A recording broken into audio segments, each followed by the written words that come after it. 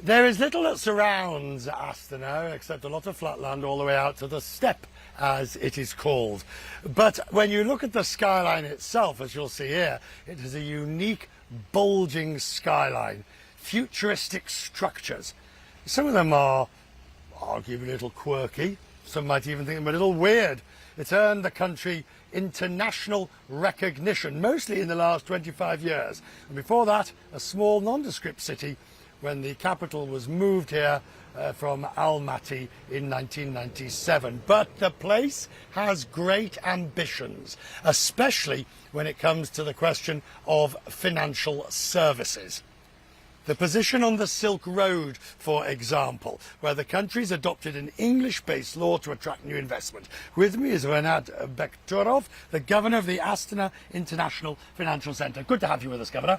Thank you, Richard. So you have this quirk in your financial centre that essentially you follow the common law, the English common law. You have arbitration, you have media, all the rules of that. Why is that? Because we believe that is what is important for international investment community to actually invest into the country. So we have created this financial center, and one of the traits, as you said, is the jurisdiction. And as a guardian of the jurisdiction and the trust of investments, supposed to be the international court and arbitration center. And in the last 5 years, we actually had over 2,000 cases being processed there. Isn't that a bit weird, though? I mean, if you're in the other capital markets here, or you have another form of dispute, it'll be dealt with under Kazakh law in Kazakh markets, and then all of a sudden you go into your market, and many senior English judges have been here to guide you through it. Yes, actually they also can use the Kazakh law. So it's actually the processes are all what is you can see in England or in other jurisdictions, but they can use the Kazakh legislation. So that's a beauty. It's flexible jurisdiction. There, for example, an arbitration center, over 40 arbiters, they can select, the parties can select what kind of laws, which jurisdiction to be used. The growth of financial services, crypto, all these sort of things, I understand that you obviously want to develop it, but do you see yourself as a regional centre?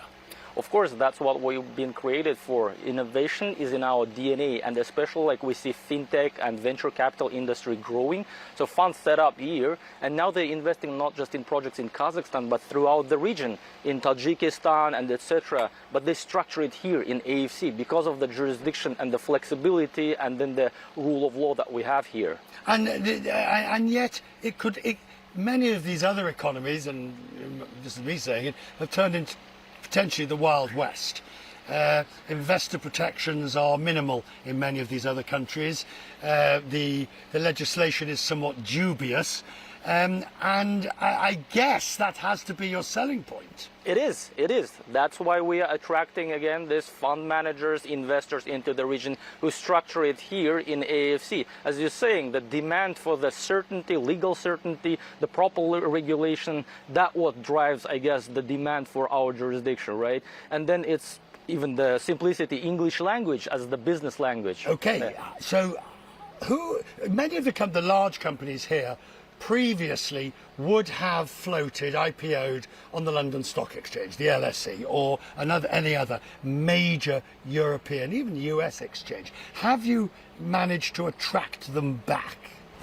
So the first listings happened here, they were dual listed. For example, Kazakhstan in 2018. But the last IPO we had in December, KMG, Kazmunaygaz, the largest state-owned enterprise and the oil producer, did local only offering. So we're still fighting for that liquidity to bring it back here. And I think now we have actually the good opportunity to do so. Because the international markets look gloomy, but however, here, regionally, we have interest from the retail, new asset managers, as I said, developing here. So I think we have this great chance, and we see that the international business is connecting to our infrastructure. Slowly but surely. I mean, exactly. I guess my final point to you, before we take a look at the markets, is the LSE took hundreds of years to build. The New York Stock Exchange, the Buttonwood Agreement, several hundred years. You can't do it overnight. Yeah, but we've been doing it for 5 years and we see already the results. So there are almost 2,000 companies registered. We have around 135 securities listed. So it's building up. Exactly. Good to see you, Governor. Very grateful that you've come to us this evening. I mean, it's 154, so 2 o'clock in the morning. I'm very grateful. To the mark.